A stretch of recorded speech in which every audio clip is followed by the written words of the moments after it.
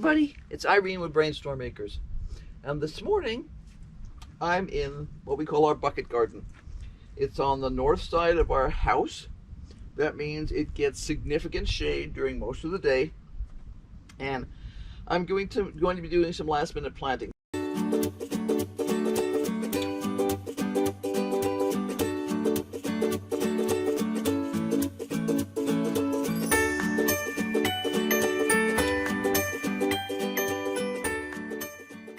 I started to get this set up yesterday and just plain ran out of day. So I have a couple of new buckets in here and I'll probably be bringing in some more. And what I'm going to be planting is sweet potatoes. Now, we started our own sweet potato slips off of sweet potatoes that we had from last year's harvest that started to sprout. And probably show you those later. But right now, I need to just get to it.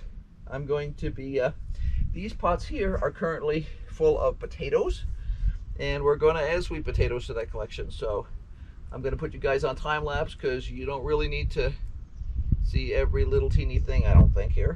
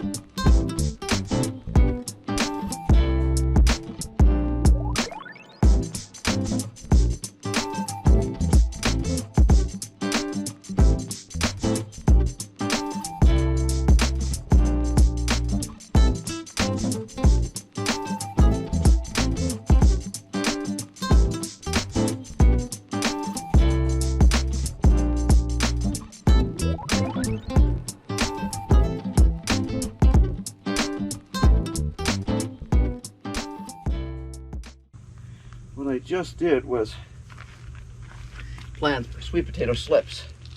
Now this is how we grew our sweet potato slips. Over the course of the last couple of months, we had sweet potatoes that started to sprout in the house. And I stuck them in water, that's all. Now, you can break off individual spots here, like that, and then take off bottom leaves, and every place where there's any kind of nubbliness on there, that's going to grow roots. So we generally prefer to start them in the house and get good roots going before we set them out. It is possible to do it just by sticking them in pots like this. We find a higher survival rate if we start the roots. So in this case, I've run out of time. So what I'm going to do is just literally plant the remaining sweet potato here. See roots?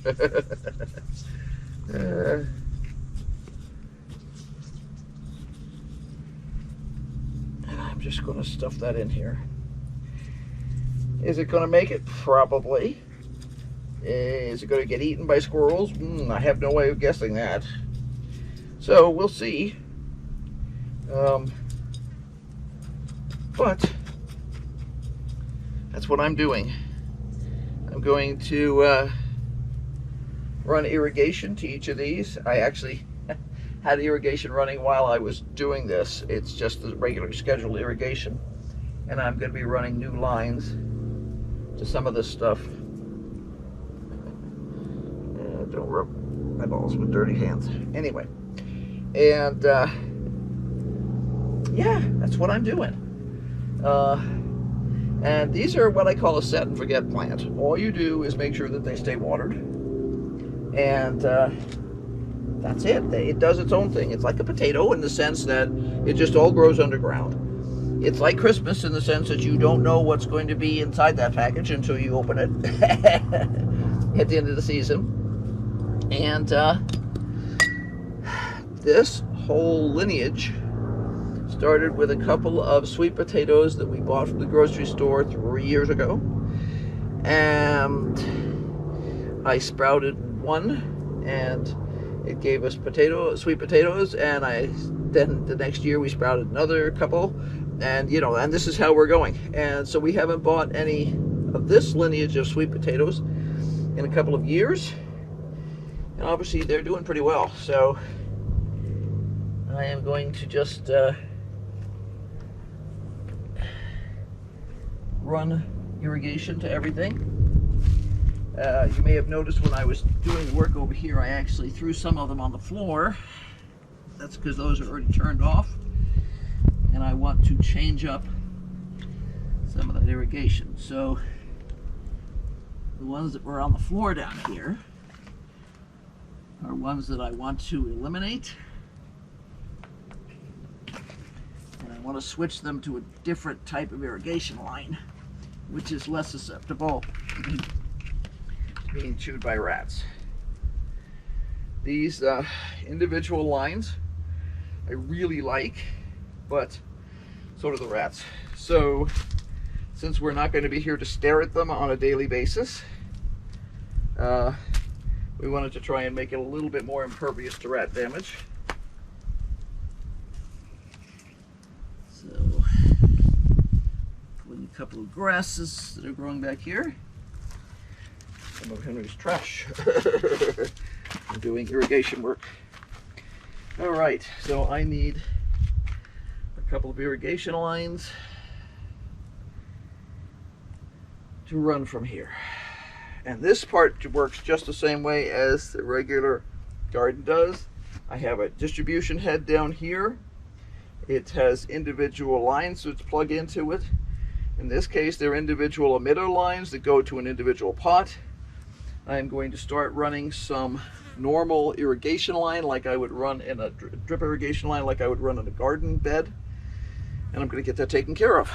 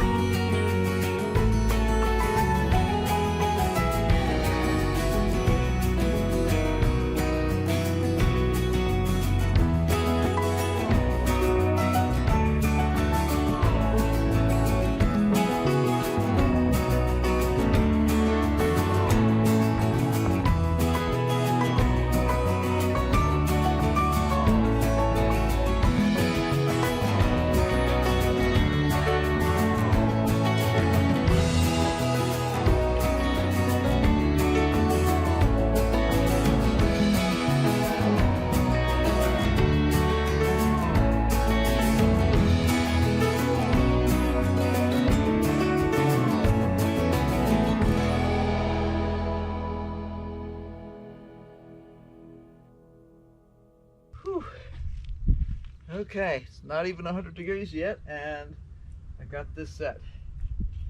So what I did was I planted the sweet potatoes and I reorganized the irrigation. I've double checked everything over here. I've got the lid on there. This has also been double checked here because it's very easy to miss. In fact, you probably noticed me at the last minute change up something over there. Very easy to miss a pot. And I also want to keep these thinner lines up as much as possible because they're very attractive to rodents. So I don't want to encourage them to eat anything. So now this irrigation is all set to water everything from the peppers back and the carrots back on this side. I'm going to continue to water this a little bit more by hand just to try and get some moisture built up in these. And if you'll notice, I threw a couple of these pieces of fencing. I'll probably fish up a couple more. That is to keep cats out, basically. Isa likes to use the pots as a potty. So she doesn't like having to deal with pieces of fencing. It doesn't really keep the rodents out particularly, but I figure every little bit that accomplishes. So we have one cabbage, an assortment of sweet potatoes,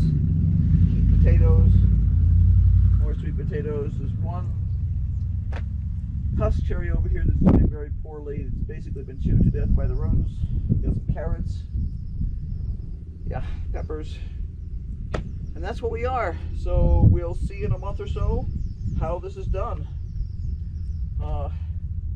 Statistically, the potatoes will do okay. And the sweet potatoes may or may not, depending on whether the rodents decide they like them or not. But I think it's worth a try. Even if things get chewed up a little bit, as long as they don't get killed, when I get back I can do something about it.